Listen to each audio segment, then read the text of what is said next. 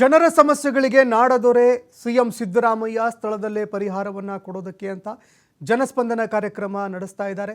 ಇದೇ ಸಂದರ್ಭದಲ್ಲಿ ಇನ್ನೇನು ಕೆಲವೇ ಹೊತ್ತಿನಲ್ಲಿ ಜನಸ್ಪಂದನ ಕಾರ್ಯಕ್ರಮ ಆರಂಭ ಕೂಡ ಆಗುತ್ತೆ.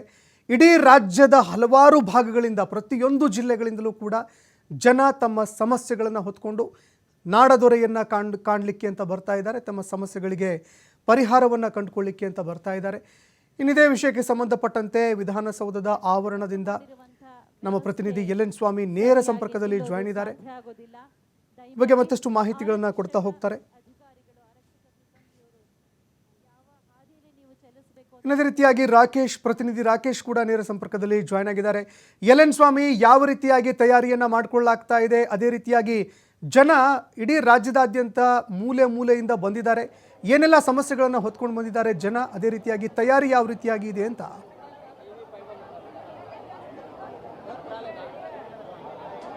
ಸಂತೋಷ್, ಇವತ್ತು ಸಿಎಂ ಸಿದ್ದರಾಮಯ್ಯನವರ ನೇತೃತ್ವದಲ್ಲಿ ಜನಸ್ಪಂದನೆ ಕಾರ್ಯಕ್ರಮ ನಡೀತಾ ಇದೆ. ಈಗಾಗಲೇ ಎಲ್ಲ ರೀತಿಯ ಸಕಲ ಸಿದ್ಧತೆಗಳು ಕೂಡ ಸರ್ಕಾರದಿಂದ ಆಯೋಜನೆ ಆಗಿರುವಂಥದ್ದು. ಈಗಾಗಲೇ ಸಾವಿರಾರು ಸಂಖ್ಯೆಯಲ್ಲಿ ರಾಜ್ಯದ ವಿವಿಧ ಜಿಲ್ಲೆಗಳಿಂದ ಜನ ತಮ್ಮ ಸಮಸ್ಯೆಗಳನ್ನು ಅಹವಾಲನ್ನು ಹೊತ್ತು ಬರ್ತಾ ಇರುವಂಥದ್ದು. ನಾವೀಗ ಹೈಕೋರ್ಟ್ನ ಮುಂಭಾಗ ಅಂದರೆ ವಿಧಾನಸೌಧದ ಗ್ರ್ಯಾಂಡ್ ಸ್ಟೆಪ್ ಮುಂದೆ ಇರುವಂತಹ ಹೈಕೋರ್ಟ್ ಮುಂಭಾಗದಲ್ಲಿರುವಂತಹ ಗೇಟ್ ಬಳಿ ಇದ್ದೇವೆ. ಇಲ್ಲಿ ಜನರು ಇಲ್ಲಿಂದ ಬರುವುದಕ್ಕೆ ಅಂದರೆ ವಿಧಾನಸೌಧದ ಒಳಗಡೆ ಬರುವುದಕ್ಕೆ ಅವಕಾಶ ಕಲ್ಪಿಸಿಕೊಟ್ಟಿರುವಂಥದ್ದು. ಎಲ್ಲರನ್ನು ತಪಾಸಣೆ ಮಾಡಿ ದಾಖಲೆಗಳನ್ನು ಪರಿಶೀಲನೆ ಮಾಡಿ ಆ ನಂತರ ವಿಧಾನಸೌಧಕ್ಕೆ ಅವರಿಗೆ ಒಂದು ಪ್ರವೇಶ ಅವಕಾಶವನ್ನು ಕಲ್ಪಿಸಿಕೊಡಲಾಗ್ತಾ ಇದೆ.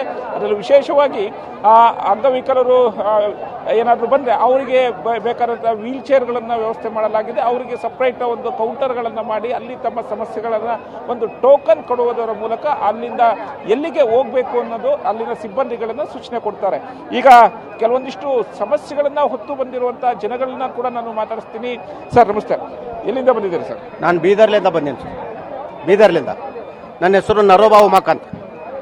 ನಾನು ಉಪನ್ಯಾಸಕ, ಬೀದರ್ಲಿಂದ ಬಂದಿರತಕ್ಕಂಥದ್ದು. ಸುಮಾರು 1984ರಲ್ಲಿ ನಮಗೆ ಸುಮಾರು 11,000 ಜನರನ್ನು ಗುತ್ತಿಗೆ ಆಧಾರದ ಮೇಲೆ ಪ್ರಾಥಮಿಕ ಶಾಲೆಯಲ್ಲಿ ಮತ್ತು ಪ್ರೌಢಶಾಲೆಯಲ್ಲಿ ಮತ್ತು ಜೂನಿಯರ್ ಕಾಲೇಜ್ನಲ್ಲಿ ಏನಪ್ಪ ಅಂದರೆ ಒಟ್ಟು 11,000 ಜನರನ್ನು ಏನಪ್ಪ ಅಂದರೆ ಗುತ್ತಿಗೆ ಆಧಾರದ ಮೇಲೆ ನೇಮಕ ಮಾಡಿದರು. ಅದಕ್ಕೆ 84ನಲ್ಲಿ ನೇಮಕ ಮಾಡಿ 91ಕ್ಕೆ ನಮ್ಮ ಸೇವೆಯನ್ನು ಸಕ್ರಮಗೊಳಿಸಿದರು. ಅದು ಏನಪ್ಪ ಅಂದರೆ ಅದು 7 ಇನ್ಕ್ರಿಮೆಂಟ್ಸ್ ಏನಪ್ಪ ಅಂದರೆ ಬ್ಯಾಕ್ ಅಂತ ಆರ್ಡರ್ ಆಗಿದೆ. ದಯಮಾಡಿ ಅದು ಯಾಕಂದರೆ ಭಾಳಷ್ಟು ಜನ ಏನಪ್ಪ ಅಂದರೆ ಅದರಲ್ಲಿ ಕೆಲವರು 10%, 20% ಜನ ಏನಪ್ಪ ಎಲ್ಲರೂ ನಿವೃತ್ತಗೊಂಡಿದ್ದಾರೆ. ಅದರಲ್ಲಿ 10-20% ಜನ ಸತ್ತೋಗಿದ್ದಾರೆ. ಅದಕ್ಕೆ ಅವ್ರ ಫ್ಯಾಮಿಲಿ ಪೆನ್ಷನ್ಗೆ ಅಡ್ಡಿ ಆಗ್ತದೆ. ಸಿಕ್ಕಿರ್ತಕ್ಕಂಥ ಎಲ್ಲರೂ ನಿವೃತ್ತರಾಗಿದ್ದೇವೆ. ಅದಕ್ಕೆ ಆ 7 ಇನ್ಕ್ರಿಮೆಂಟ್ಸ್ ಬ್ಯಾಕ್ ತಗೊಂಡಿದ್ರೆ ನಮ್ಮ ಮೇಲೆ ಭಾಳ ಅನ್ಯಾಯ ಆಗ್ತದೆ. ದಯಮಾಡಿ ಮುಖ್ಯಮಂತ್ರಿಗಳು ನಮ್ಮ ಈ ಆರ್ಡರನ್ನು, ಈ ಆದೇಶವನ್ನು ಹಿಂಪಡೆಯಬೇಕು ಅಂತ ನಾನು ಕಳಕಳಿಯಿಂದ ಕೇಳಿಕೊಳ್ಳುತ್ತೇನೆ. ಧನ್ಯವಾದ. ನಮಸ್ಕಾರ ಸರ್. ಶಂಕರ್ NS ಅಂತ ನರ್ಸಿಂಗ್ ಆಫೀಸರು, ದೊಡ್ಡಬಳ್ಳಾಪುರದಿಂದ ಬೆಂಗಳೂರು ಮೆಡಿಕಲ್ ಕಾಲೇಜಲ್ಲಿ ವರ್ಕ್ ಮಾಡ್ತಾ ಇದ್ವಿ. 2019ರಿಂದ ಇದುವರೆಗೂ ಸನ್ಮಾನ್ಯ DK ಶಿವಕುಮಾರ್ ಸಾಹೇಬರು ಲೆಟರ್ ಕೊಟ್ಟಿದ್ದಾರೆ, ಸನ್ಮಾನ್ಯ ಜಮೀರ್ ಅಹ್ಮದ್ ಖಾನ್ ಸರ್ ಅವರು ಲೆಟರ್ ಕೊಟ್ಟಿದ್ದಾರೆ, ಹೆಚ್ಚುವರಿ ಮುಖ್ಯ ಕಾರ್ಯದರ್ಶಿಗಳು ಮಂಜುನಾಥ್ ಸಾಹೇಬರು ಅವರು ಸಹ ಕೊಟ್ಟಿದ್ದಾರೆ ಇವ್ರನ್ನ ಮರು ನೇಮಕಾತಿ ಮಾಡ್ಕೊಳ್ಳಿ ಅಂತ. ಆಮೇಲೆ ಅವ್ರ ಲೆಟರ್ಗೂ ಸಹ ಇವರು ಯಾವುದೇ ರೀತಿ ಕ್ರಮ ಕೈಗೊಳ್ತಾ ಇಲ್ಲ. ಇದು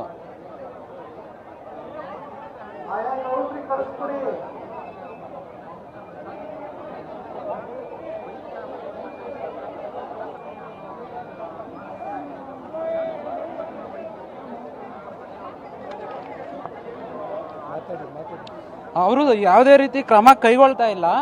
ಲೆಟ್ರು ತಗೊಂಡೋಗಿ ಕೊಟ್ರು CS ಇಂದ ಲೆಟರ್ ತಂದುಬಿಟ್ರೆ ನಾವು ಮಾಡಿಬಿಡ್ಬೇಕಾ ಅಂತಾರೆ. ಎಷ್ಟು ಸರಿ ಮನವಿ ಕೊಟ್ಟರು ಅವರು ಪಾಸಿಟಿವ್ ಆಗೇ ಕೊಡ್ತಿದ್ದಾರೆ. ಎಲ್ಲ ಲೆಟರ್ಸು ಇಲ್ಲೇ ಇದೆ ಸರ್. ಇದು CS ಅಡಿಷನಲ್ ಚೀಫ್ ಸೆಕ್ರೆಟರಿ ಕೊಟ್ಟಿರೋದು, ಮತ್ತು ಚೀಫ್ ಸೆಕ್ರೆಟರಿ ಸಾಹೇಬರಿಗೆ 2 ಸರಿ ಕೊಟ್ಟಿದ್ದೀನಿ. ಆದರೂ ಕ್ರಮ ಕೈಗೊಳ್ತಾ ಇಲ್ಲ. ಹೋದಾಗ ದೂರವಾಣಿ ಕರೆ ಹೋದ್ರೂ ಆಯಿತು ಮಾತಾಡ್ತೀವಿ ಬನ್ನಿ ಅಂತಾರೆ, ಫೈಲ್ ಪುಟಪ್ ಮಾಡ್ತಾರೆ, ತಿರ್ಗಿ ಮತ್ತೆ ವಾಪಸ್ಸು ಹಂಗೆ ಇಟ್ಕೊಂಡ್ಬಿಡ್ತಾರೆ. ಇದೇ ರೀತಿ 4 ವರ್ಷದಿಂದ ಆಟ ಆಡ್ತಿದ್ದಾರೆ ಸರ್. ಇದ್ರ ಬಗ್ಗೆ ಹೈಕೋರ್ಟಲ್ಲಿ ಪಿಟಿಷನ್ ಹಾಕಿದ್ರು, ಪಿಟಿಷನಿಂದನೂ ಇವ್ರನ್ನ ಕಾಯಂಗೊಳಿಸ್ಬೇಕಂತ ಆದೇಶನೂ ಇದೆ, ಇವ್ರನ್ನ ತೆಗಿಬಾರ್ದು ಅಂತಲೂ ಆದೇಶನೂ ಇದೆ. ಎಲ್ಲ ಕಾಪಿನೂ ಇದರೊಳಗೆ ನಾನು ಅಟ್ಯಾಚ್ ಮಾಡಿ ಹಾಕಿದ್ದೀನಿ ಸರ್. ದಯವಿಟ್ಟು ನನಗೆ ಇದು ಸ್ವಲ್ಪ ಅವಕಾಶ ಮಾಡಿಕೊಟ್ಟು ಇದನ್ನ ಒಂದು ಶಾರ್ಟ್ ಔಟ್ ಮಾಡಿಕೊಡ್ಬೇಕು ಸರ್ ಪ್ರಾಬ್ಲಮ್ಮು.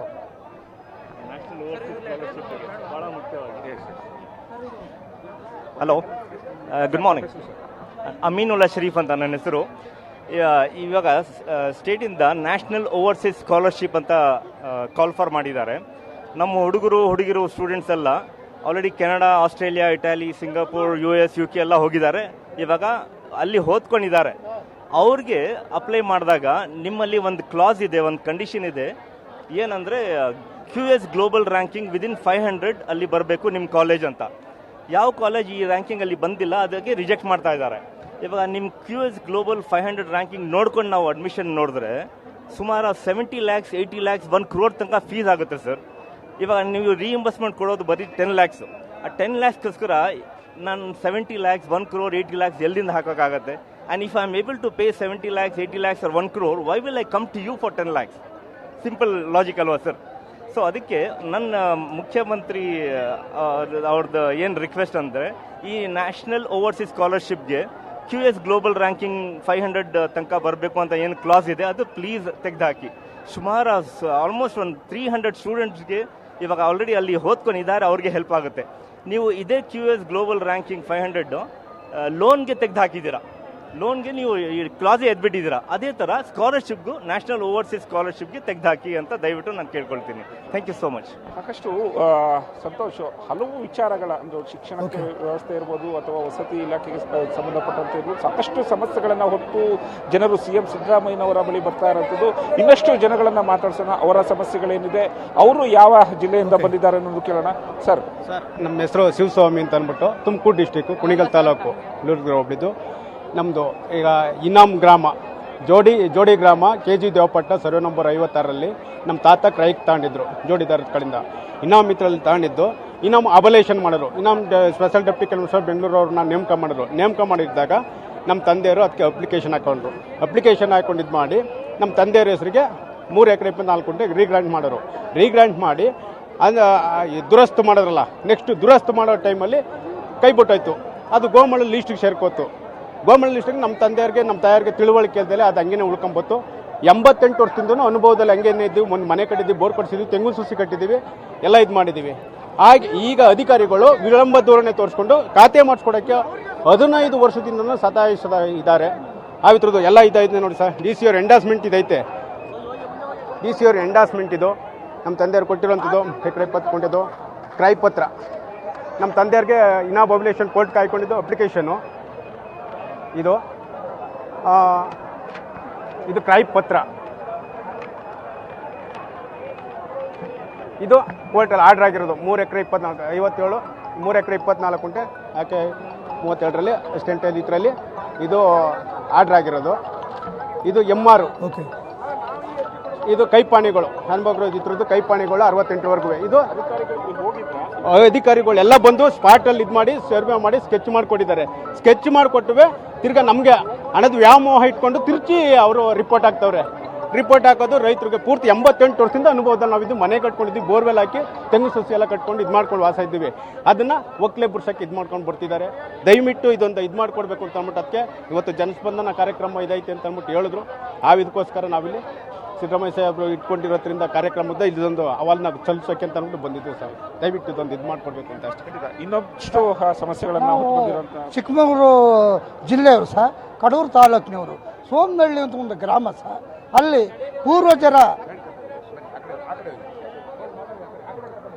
ಪೂರ್ವಜರ ಪಿತ್ರಾರ್ಜಿತ ಆಸ್ತಿ ಸಹ 100 ಎಕರೆಯಿಂದ 1000 ಎಕರೆ, ಲಕ್ಷಾಂತರ ಎಕರೆ ಇದೆ. ಎಲ್ಲ ಕಡೆ ಹರಿದಾಡ್ತಾ ಇದೆ. ಊರಲ್ಲೇ ಆ ನಕಲಿ ಹೆಸರುಗಳನ್ನು ಸೃಷ್ಟಿ ಮಾಡಿ ಆಸ್ತಿಯನ್ನು ಲಪಟಾಯಿಸಿರ್ತಾರೆ ಸರ್. ಈ ಬಗ್ಗೆ ಮೂಡಿಗೆರೆಯಲ್ಲಿ ವಾಸ ಇರ್ತಕ್ಕಂಥವ್ರದ್ದು ಆಸ್ತಿ ಫಾರಿನ್ನಾಗಿದ್ದಾರೆ, ಅವ್ರ ಹೆಸರಲ್ಲಿ ಖಾತೆ ಆಗಿದೆ ಅಂದರೆ 100 ಎಕರೆ 1000 ಎಕರೆ ಅಂದರೆ ಇದು ವ್ಯವಸ್ಥೆ ಸಹ ಕಂದಾಯ ಇಲಾಖೆದು. ತಹಸೀಲ್ದಾರರವರು ನಾವು ತರೀಕೆರೆ ಜಿಲ್ಲಾ ದರ್ಶನಕ್ಕೂ ಹೋಗಿದ್ದು ಸಹ, ಚಿಕ್ಕಮಗಳೂರು ಜಿಲ್ಲಾ ದರ್ಶನಕ್ಕೂ ಹೋಗಿದ್ದು. ಅಲ್ಲೋಗಿ ನೋಡ್ರಿ ಮನವಿಗಳನ್ನೆಲ್ಲ ಕೊಟ್ಟಿದ್ವಿ ಸರ್. ಅವರು ID ನಂಬರ್ ಕೊಟ್ಟು ಸ್ಪಂದನ ಇದರಿಂದ ಫೋನು ಮಾಡ್ತಾರೆ, ಏನಾಯ್ತು ಅಂತೇಳಿ. ಇಲ್ಲಿವರೆಗೂ ಯಾವುದು ಬಗೆಹರಿದಿಲ್ಲ. ಅಲ್ಲಿಯ ಉಮೇಶ್ ಅಂತೇಳಿ ಅವ್ರನ್ನ ಜೈಲಿಗೆ ಹಾಕಿದ್ರು. ಹಿಂದೆ ನಾನು ಈಗ ಬಂದೆ ಸರ್, ಸತ್ಯ ಅಲ್ಲ ಸುಳ್ಳಲ್ಲ, ಇದ್ರಾಳೆಗೂ ಹೇಳ್ತೀನಿ. ಹುಲಿಕೇರಿಗೆ ಬಂದಿದ್ರು, ಎಲ್ಲಿ ಚಿಕ್ಕಮಗಳೂರು ತಾಲೂಕು ಹುಲಿಕೇರಿಗೆ ಅಂತ. ಅಲ್ಲಿ ಬಂದು ಒಂದು ಹಳ್ಳಿ ಕಟ್ಟೆಯಲ್ಲಿ ಇದು ಮಾಡಿದರು. ಕಂದಾಯ ಸಚಿವರು ಅಶೋಕು, ಆಮೇಲೆ CT ರವಿ, ಬೆಳ್ಳಿ ಪ್ರಕಾಶ್ ಅವರಲ್ಲವ ನಾನು ಹೇಳಿದೆ, ನಾನು ನನ್ನ ಮಗ ಇದ್ದು, ಈ ಆಸ್ತಿಗಳು ಸತ್ಯ ಇದ್ದರೆ ಇವ್ರ ಸರ್ಕಾರ ಸರ್ವನಾಶ ಆಗಲಿ ಅಂತ. ದೇವರಾಣಗೂ ಸಹ ಹಾಗೆ ಸರ್ವನಾಶ ಆಯಿತು. ಅಶೋಕು ಸೋತರು, BJP ಸರ್ಕಾರವು ಸರ್ವನಾಶ ಆಯಿತು. ಉಮೇಶನನ್ನು ಚಿಕ್ಕಮಗಳೂರು ಜೈಲಿಗೆ ಹಾಕ್ಬೇಕಂದ್ರು. ನಾನು ಚಿಕ್ಕಮಗಳೂರಲ್ಲೂ ಮನೆ ಕಟ್ಟಿದ್ದೆ, ಚಿಕ್ಕಮಗಳೂರು ಜೈಲಿಗೆ ಹಾಕಿದ್ರು ಸರ್. ಇಂಥ ಸತ್ತುಗಳು ನಡೀತಾ ಇದ್ದಾವೆ. ಈಗಾಗಲೇ ಬೀಟ್ ಅಂತ ವ್ಯವಸ್ಥೆ ಮಾಡಿದ್ದಾರೆ. ಕಂದಾಯ ಸಚಿವರು ಎಲ್ಲ ಮಾಧ್ಯಮಗಳಲ್ಲಿ ಬೀಟ್ ಮಾಡಿ 3 ತಿಂಗಳಿಗೊಮ್ಮೆ ಎಲ್ಲೆಲ್ಲಿ ಯಾವ ಭಾಗದಲ್ಲಿ ಒತ್ತುವರಿಯಾಗಿದೆ ಅದನ್ನು ಅಲ್ಲಿಯ ಗ್ರಾಮ ಲೆಕ್ಕಾಧಿಕಾರಿಗಳು RI ಅಂತೇಳಿ. ಸರ್, ನನ್ನ ಕುಟುಂಬದ ಹೇಳ್ತಾ ಇದ್ದೀನಿ, ನನ್ನ ಕುಟುಂಬದ್ದು, ನಮ್ಮ ಕುಟುಂಬದಲ್ಲಿ ಅವರೇ ಒತ್ತುವರಿ ಮಾಡಿದ್ದಾರೆ.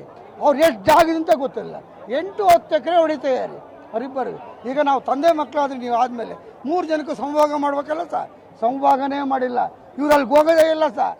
ಅಲ್ಲೇ ಕೂತ್ಕೊಂಡ್ರು ನಾಡ ಕಚೇರಿಯಲ್ಲಿ, ಒಬ್ಬಂತ 50,000 ಇಸ್ಕೊಂಡ್ರು, ಒಬ್ಬನ 50,000 ಕೊಟ್ಟೆ ಅಂತಾನೆ, ಒಬ್ಬ 1 ಲಕ್ಷ ಕೊಟ್ಟೆ ಅಂತಾನೆ. ಸೇಂದಿವನ ಸರ್ಕಾರಿ ಭೂಮಿ ಅದನ್ನು ಖಾತೆ ಮಾಡಿಕೊಟ್ಟಿದ್ದಾರೆ ಸರ್. ಇಂಥೆಲ್ಲ ಅವ್ಯವಹಾರಗಳು ನಡೀತಾವೆ ಸರ್. ಇದನ್ನು ಕೊಡೋಣ ಅಂತ ನಾವು 29 ಕೌಂಟರ್ ನಂಬರಿಗೆ ಬಂದರೆ, ಕೌಂಟರ್ ನಂಬರಲ್ಲಿ ಇವರು ಹೇಳಿದ್ದಾರೆ ಸರ್, ಮಾನ್ಯ ಮುಖ್ಯಮಂತ್ರಿಗೆ ಹೇಳಿದ್ದಾರೆ, ಹಿರಿಯ ನಾಗರಿಕರಿಗೆ ಸಪರೇಟ್ ಆದ ಕೌಂಟ್ರ್ ಮಾಡ್ತೀವಿ ಅಂತೇಳಿ. ಸಪರೇಟ್ ಕೌಂಟ್ರೇ ಅಲ್ಲ ಸರ್, ಆ ಕಂದಾಯ ಇಲಾಖೆ ಲಾಟಿ ತಗೊಂಡೋಗಿಟ್ಟಿದ್ದಾರೆ. ಹೇಳೋರು ಕೇಳೋರು ಯಾರಿಲ್ಲ. ಸಾಕಷ್ಟು ಸಮಸ್ಯೆಗಳನ್ನ ಹೊತ್ತು ಜನ ಬರ್ತಾ ಓಕೆ, ಎಲ್ ಸ್ವಾಮಿ, ನಿಮ್ಮನ್ನ ಮತ್ತೆ ಸಂಪರ್ಕಿಸ್ತೀನಿ ನಾನು. ಇನ್ನು ಸ್ಥಳದಿಂದ ನಮ್ಮ ಮತ್ತೋರ್ವ ಪ್ರತಿನಿಧಿ ರಾಕೇಶ್ ನೇರ ಸಂಪರ್ಕದಲ್ಲಿ ಜಾಯ್ನ್ ಆಗಿದ್ದಾರೆ. ರಾಕೇಶ್, ಯಾವ ರೀತಿಯಾಗಿ ತಯಾರಿಯನ್ನ ಮಾಡಿಕೊಳ್ಳಲಾಗಿದೆ, ಅದೇ ರೀತಿಯಾಗಿ ಜನ ತಮ್ಮ ಯಾವ ಯಾವ ಸಮಸ್ಯೆಗಳನ್ನು ಹೊತ್ಕೊಂಡು CM ಸಿದ್ದರಾಮಯ್ಯ ಅವರ ಬಳಿಯಲ್ಲಿ ಪರಿಹಾರ ಪಡೆದುಕೊಳ್ಳೋದಕ್ಕೆ ಬರ್ತಾ ಇದ್ದಾರೆ ಅಂತ?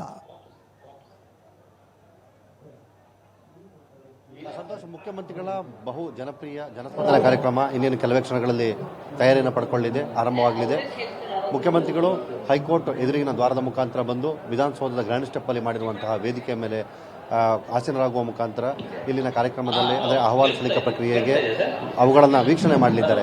ತಾವೀಗ ಕಾಣ್ಬೋದು, ನನ್ನ ಹಿಂಭಾಗದಲ್ಲಿ ಅಂದರೆ ನಾನು ನಿಂತಿರುವಂಥ ಹಿಂಭಾಗದಲ್ಲಿ ಮುಖ್ಯಮಂತ್ರಿಗಳ ಪೋಡಿಯಂ ಅನ್ನು ಕಾಣ್ತಾ ಇದ್ದೀರಾ. ಅಂದರೆ LED ಸ್ಕ್ರೀನ್ ಅನ್ನು ಹಾಕಲಾಗಿದೆ.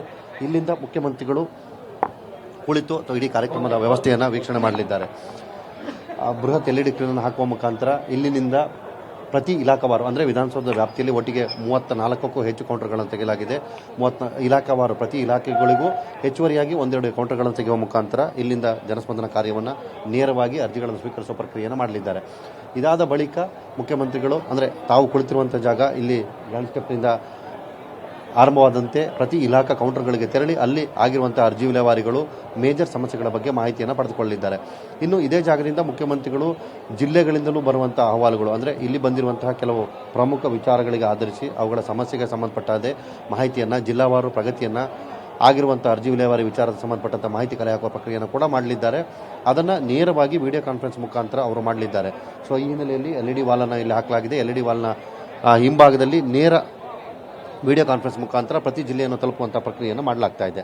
ಉಳಿದಂತೆ ತಾವೇ ಕಾಣ್ಬೋದು, ತನ್ನ ಬಲಭಾಗದಲ್ಲಿ ಅಂದರೆ ವಿಧಾನಸೌಧದ ವಿಕಾಸಸೌಧ ಮಾರ್ಗದಲ್ಲಿರುವಂಥ ಜಾಗದಲ್ಲಿ ಮುಖ್ಯಮಂತ್ರಿಗಳು ಬರುವ ದ್ವಾರವನ್ನು ಒಳಗೊಂಡಂತೆ ಜನ ಪ್ರತಿಯೊಂದು ಕೌಂಟರ್ ಮುಂದೆ ಎಷ್ಟರ ಮಟ್ಟಿಗೆ ನಿಂತಿದ್ದಾರೆ ಅನ್ನೋದು, ಸಮಸ್ಯೆಗಳನ್ನು, ಅಹವಾಲುಗಳನ್ನು ಹೊತ್ತು ಬರ್ತಿದ್ದಾರೆ. ಆರೋಗ್ಯ ಮತ್ತು ಕಂದಾಯ ಇಲಾಖೆಗೆ ಸಂಬಂಧಪಟ್ಟಂಥ ವಿಚಾರಗಳು ಜಾಸ್ತಿಯಾಗಿದೆ. ಕೆಲವೇ ಕ್ಷಣಗಳ ಹಿಂದಷ್ಟೇ ಓರ್ವ ಅಂದರೆ ಆರೋಗ್ಯ ವಿಚಾರಕ್ಕೆ ಸಂಬಂಧಪಟ್ಟ ಹಾಗೆ ತಾನು ಆ ಟ್ರೀಟ್ಮೆಂಟನ್ನು ಪಡೆದುಕೊಳ್ತಿರುವ ಹಾಗೆ ಆಕ್ಸಿಜನ್ ಪೈಪನ್ನು ಕೂಡ ಹಾಕ್ಕೊಂಡು ಅಹವಾಲನ್ನು ಸಲ್ಲಿಸುವುದಕ್ಕೆ ಬಂದಿರುವಂಥ ಒಬ್ಬ ರೋಗಿಯನ್ನು ಕೂಡ ಕಂಡಿದ್ದೇವೆ. ಈ ರೀತಿ ಪ್ರತಿಯೊಂದು ಹಂತದಲ್ಲೂ ಪ್ರತಿಯೊಬ್ಬರೂ ಕೂಡ ತಮ್ಮ ತಮ್ಮ ಇಲಾಖೆವಾರ ವ್ಯಾಪ್ತಿಗೆ ಸಂಬಂಧಪಟ್ಟ ಹಾಗೆ ವಿಚಾರಗಳನ್ನು ಹೊತ್ತು ತರ್ತಿದ್ದಾರೆ. ಮುಖ್ಯಮಂತ್ರಿಗಳ ಬಳಿಗೆ ಇಲಾಖಾವಾರು ಸಮಸ್ಯೆಗಳನ್ನು ತೋರಿಸೋದಕ್ಕೆ ಮಾಡಬಹುದು. ಹಾಗೆ ನನ್ನ ಎಡಭಾಗದಲ್ಲಿ ತಾವು ಗಮನಿಸ್ತಿರುವ ಹಾಗೆ ಮತ್ತೊಂದು ಕೌಂಟರನ್ನು ಕೂಡ ಕಾಣ್ತಿದ್ದೀರಾ. ಇಲ್ಲೂ ಕೂಡ ಸರಿಸುಮಾರು 7ರಿಂದ 8 ಕೌಂಟರ್ಗಳನ್ನು ಕಾಣಲಾಗ್ತಾ ಇದೆ. ಇಲ್ಲಿಂದ ಕೂಡ ಎಲ್ಲ ಕೌಂಟರ್ಗಳಲ್ಲೂ ಕೂಡ ಜನ ನಿಮಗಿರೋದನ್ನು ಇಲಾಖಾವಾರು ಅಧಿಕಾರಿಗಳು ಅದನ್ನು ಪರಿಶೀಲನೆ ಮಾಡ್ತಾರೆ ತಾವು ಗಮನಿಸ್ತಾ ಇರ್ಬೋದು. ಸರತಿ ಸಾಲಿನಲ್ಲಿ ಬಂದು ಕೌಂಟರ್ನಲ್ಲಿ ಟೋಕನನ್ನು ಪಡೆದುಕೊಂಡು ತಮ್ಮ ವಿಚಾರಕ್ಕೆ ಸಂಬಂಧಪಟ್ಟಾಗೆ ಅಂದರೆ ತಾವು ಯಾವ ದೂರನ್ನು ತಂದಿದ್ದಾರೆ ಆ ದೂರಿಗೆ ಸಂಬಂಧಪಟ್ಟಂಥ ಮಾಹಿತಿಯನ್ನು ಕೊಟ್ಟು ಆ ಇಲಾಖೆಯಿಂದ ಪಡೆದುಕೊಳ್ಬೋದಂಥ ಮಾಹಿತಿಯ ವಿಚಾರಗಳನ್ನು ಕೂಡ ಅಲ್ಲಿ ವಿನಿಮಯವನ್ನು ಮಾಡ್ತಿರೋದನ್ನು ತಾವು ಗಮನಿಸ್ತಾ ಇದ್ದೀರಾ. ಅಧಿಕಾರಿಗಳು ಕೂಡ ಸ್ಥಳದಲ್ಲೇ ಅದನ್ನು ಈ ಫೈಲ್ನಲ್ಲಿ ನೋಂದಣಿ ಮಾಡಿಕೊಳ್ಳುವ ಮುಖಾಂತರ ಅವುಗಳಿಗೆ ಒಂದು ಕೌಂಟರ್ ನಂಬರನ್ನು ಅಂದರೆ ಮುದ್ರೆ ಯಾವ ಸಮಸ್ಯೆಗೆ ಸಂಬಂಧಪಟ್ಟಾಗೆ ಅನ್ನುವಂಥ ನಂಬರನ್ನು ನಮೂದು ಮಾಡಿ ಅವರಿಗೆ ಅರ್ಜಿ ಸಂಖ್ಯೆಯನ್ನು ಕೂಡ ಕೊಟ್ಟು ಮೂವನ್ನು ಮಾಡ್ತಿದ್ದಾರೆ. ಸೊ ಈ ರೀತಿ ಅರ್ಜಿ ವಿಲೇವಾರಿಯನ್ನು ಮಾಡಿಕೊಂಡ ಬಳಿಕ ಅದನ್ನು ಹಿರಿಯ ಅಧಿಕಾರಿಗಳಿಗೆ ಕಳಿಸಲಾಗುತ್ತೆ. ಅವರು ಅಲ್ಲಿಂದ ಅವುಗಳನ್ನು ಪರಿಶೀಲನೆ ಮಾಡಿ ಮುಖ್ಯಮಂತ್ರಿಗಳ ಗಮನಕ್ಕೆ ತರ್ತಾರೆ. ಮುಖ್ಯಮಂತ್ರಿಗಳು ವಿಚಾರಾಧಾರಿತವಾಗಿ ಎಷ್ಟರ ಮಟ್ಟಿಗೆ ಅದರ ಸಮಸ್ಯೆ ತೀವ್ರತೆ ಇದೆ ಅನ್ನೋದನ್ನು ಅನುಸರಿಸಿ ಆ ವಿಚಾರಕ್ಕೆ ಸಂಬಂಧಪಟ್ಟ ಹಾಗೆ ಜಿಲ್ಲಾಧಿಕಾರಿಗಳು ಮತ್ತು ಇಲಾಖಾ ಪ್ರಮುಖರ ಜೊತೆ ಸಂವಾದವನ್ನು ಮಾಡಲಿದ್ದಾರೆ. ಅಲ್ಲಿಂದ ಸಮಸ್ಯೆಗೆ ಕುರಿತಂತಹ ಪರಿಹಾರ ವಿಚಾರವನ್ನು ಕೂಡ ಅವರು ಮಾಡಲಿದ್ದಾರೆ.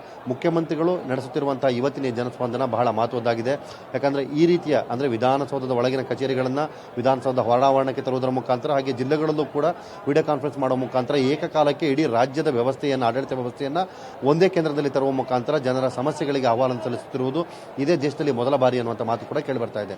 ಒಟ್ಟಾರೆ ಇವತ್ತಿನ ಈ ಜನಸ್ಪಂದನ ಕಾರ್ಯಕ್ರಮಕ್ಕೆ ಮುಖ್ಯಮಂತ್ರಿಗಳು ಆಗಮಿಸೋಕ್ಕಿಂತಲೂ ಮೊದಲು ಅಂದರೆ ಒಟ್ಟಾರೆ 8 ಗಂಟೆಯಿಂದ ಆರಂಭವಾಗಿರುವಂತಹ ಈ ಪ್ರಕ್ರಿಯೆಯಲ್ಲಿ ಇದುವರೆಗೂ ಸುಮಾರು 4,000ಕ್ಕೂ ಹೆಚ್ಚು ಮಂದಿ ಅರ್ಜಿಯನ್ನು ಸಲ್ಲಿಸಿದ್ದಾರೆ. ಅಷ್ಟೇ ಜನ ಕೂಡ ಬಂದಿದ್ದಾರೆ.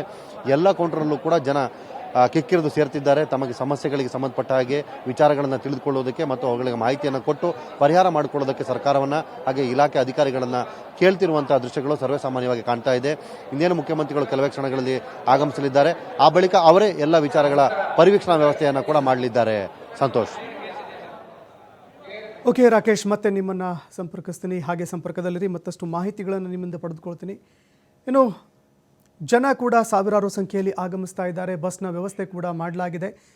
ಜನಸ್ಪಂದನ ವಿಶೇಷ ಮುಂದುವರಿಯುತ್ತೆ ವಿರಾಮದ ಬಳಿಕ.